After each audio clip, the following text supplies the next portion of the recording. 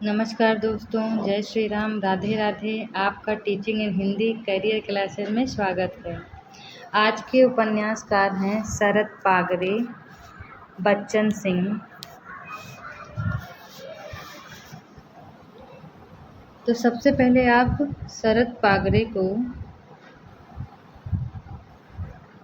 पागरे के उपन्यास को पढ़िए। इनका उपन्यास है गुलरा बेगम। क्या है? गुलरा बेगम, जिसका प्रकाशन सन 1984 ईस्वी में हुआ। कब हुआ? सन 1984 ईस्वी में। दूसरा गंधर्व सेन 1987 ईस्वी।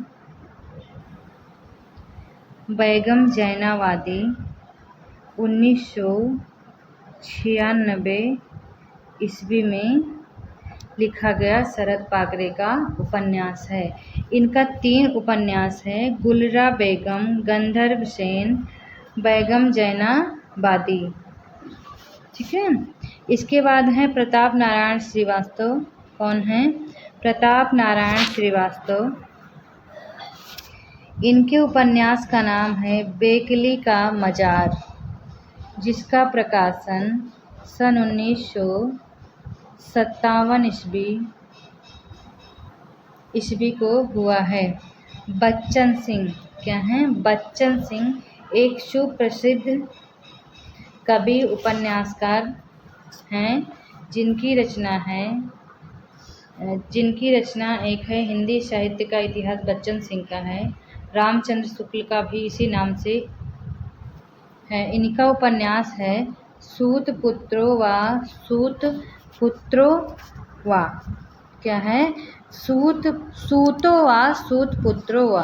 क्या है? सूत पुत्रो वा, जिसकी रचना 1998 ईस्वी में हुई है। दूसरे उपन्यास का नाम है पांचाली। क्या है? पांचाली। पांचाली का अर्थ होता है 5 पतियों की एक पत्नी। क्या है? 5 पतियों की एक पत्नी। तो पांचाली किसे कहा जाता था? पांचाली द्रौपदी को कहा जाता था। किसको कहा जाता था?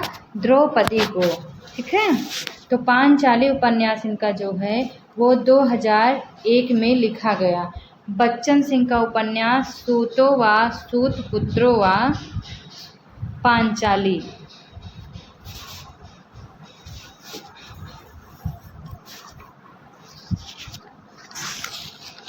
इसके बाद आते हैं फणीश्वरनाथ रेणु। कौन है? फणीश्वरनाथ रेणु। ये हिंदी में क्या है? ये हिंदी में आंचलिक उपन्यासकार,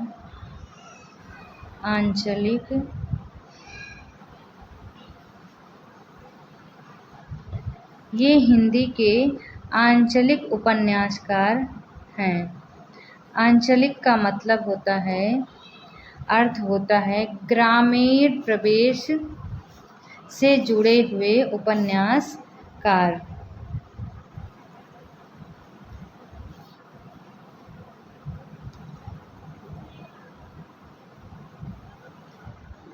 फणीश्वरनाथ रेणु को आंचलिक उपन्यास का जन्मदाता माना जाता है, या जन्मदाता के रूप में इन्हें प्रसिद्धि मिली है।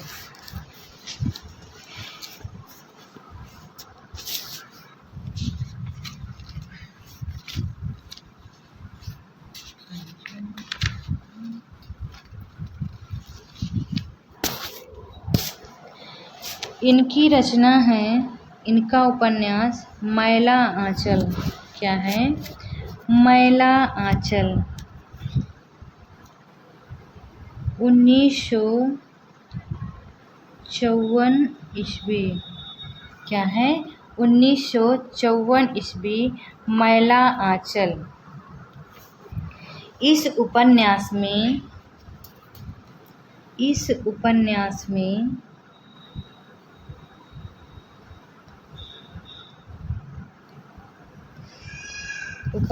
में पूर्णिया जिले के पूर्णिया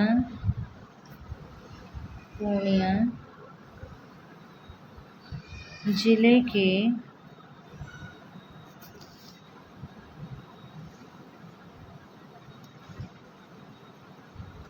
मैरीगंज की कथा का वर्णन है। मैला आंचल में पूर्णिया जिले के मैरीगंज गांव का या ग्राम का चित्रण किया गया है। दूसरा उपन्यास है इनका परती परिकथा। क्या है? परती परिकथा 1957 ईस्वी। क्या है? 1957 ईस्वी। ये उपन्यास पूर्णिया जिले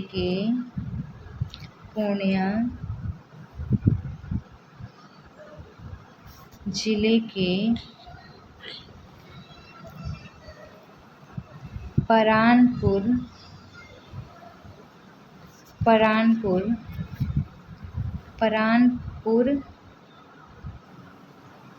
गांव की कथा का वर्णन करता है। मैला आंचल में पूर्णिया जिले के मैरीगंज की कथा का वर्णन है और परती परिकथा में पूर्णिया जिले के परानपुर नामक गांव की कथा का वर्णन है। तीसरा उपन्यास इनका है जुलूस। क्या है? जुलूस 1965 ईस्वी। कब है? 1965 ईस्वी। इसमें पूर्वी पाकिस्तान से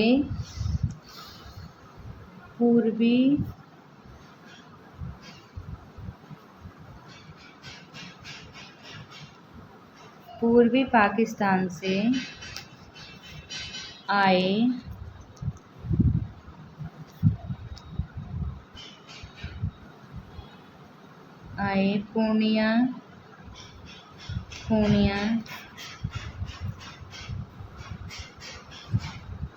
पूर्णिया जिले में शरणार्थियों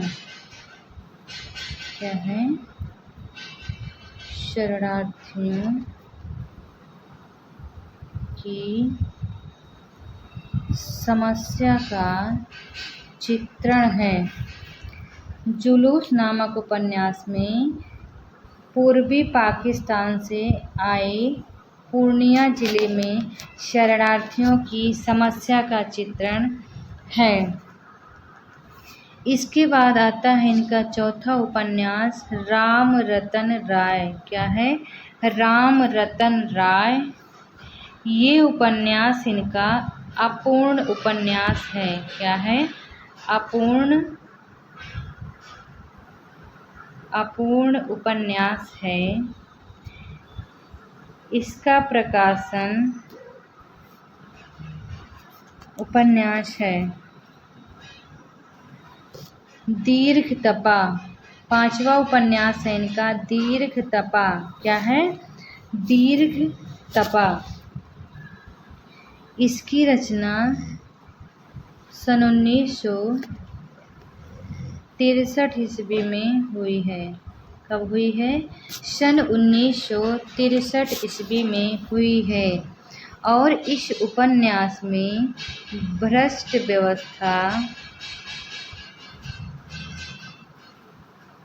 व्यवस्था के बीच के एक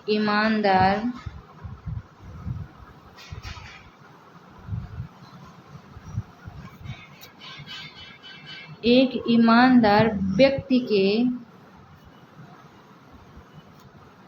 संघर्ष की कथा का वर्णन है। क्या है? दीर्घ तपा नामक उपन्यास में भ्रष्ट व्यवस्था के बीच एक ईमानदार व्यक्ति के संघर्ष की कथा का वर्णन है।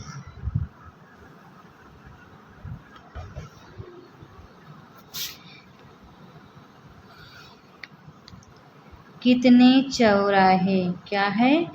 लास्ट उपन्यास इनका है कितने चौराहे। सॉरी, लास्ट नहीं, नेक्स्ट उपन्यास।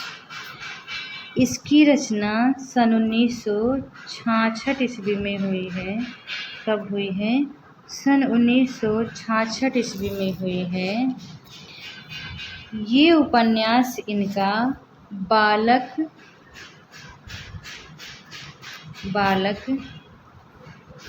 व मनमोहन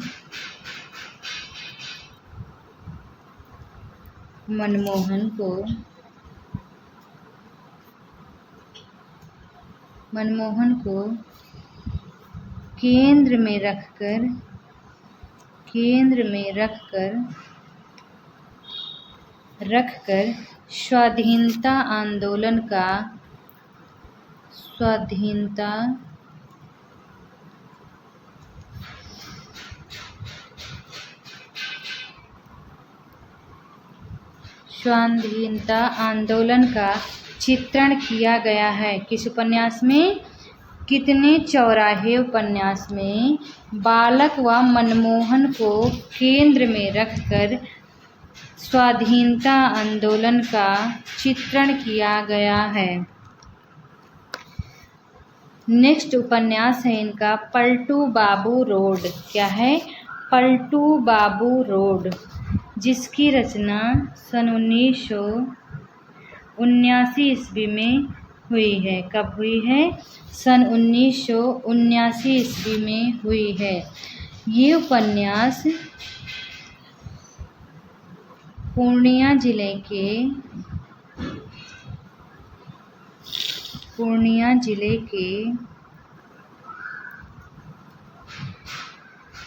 एक बंगाली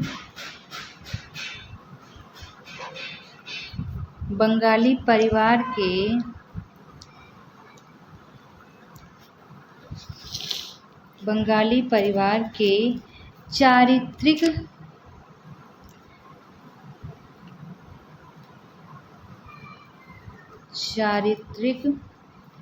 पतन की कथा है। क्या है? पतन की कथा है। क्या है? पूर्णिया जिले के एक बंगाली परिवार के चारित्रिक पतन की कथा है।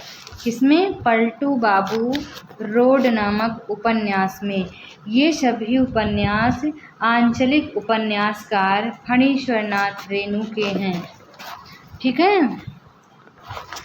फणीश्वरनाथ रेणु अपना गुरु किसे मानते हैं? तो फणीश्वरनाथ रेणु अपना साहित्यिक गुरु बंगला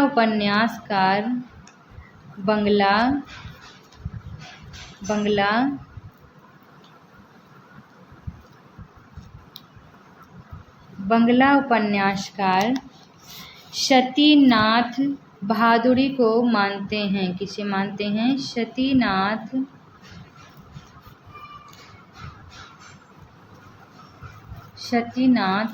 भादुड़ी को मानते हैं। ये हैं फणीश्वरनाथ रेणु के साहित्यिक गुरु।